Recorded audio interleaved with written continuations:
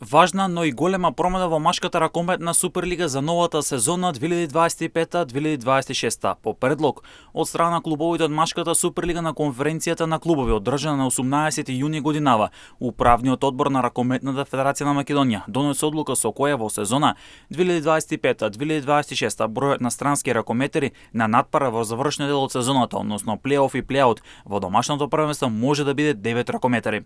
Од вкупната бројка на странски ракометери, право на настап има 6 ракометери кои што имаат настап за својата национална репрезентација во било која селекција, односно сениорска, младинска или кадетска. Од вкупната бројка на странски ракометери, 3 ракометери може да настапат без ограничување од претходната точка по слободен избор на клубовите. Новата сезона во Суперлигата треба да започне во првата недела од месец септември, а бројот на екипи останува ист, односно ќе се надпреваруваат 12 екипи. По комплетирањето на регуларниот дел, првите 6 екипи ќе играат во плейофот каде ќе се борат за титула и излез во Европа, додека пак последните 6 ќе разигруваат во плейаутот за опстанок. Како што претходно информиравме, промени во Суперлигата ќе има и во делот на бодови, односно освоените бодови во регуларниот дел во целост ќе се пренесуваат во плейофот, односно плейаутот, без притоа да се пренесуваат 3, 2, 1 или 0 бодови како што беше досега.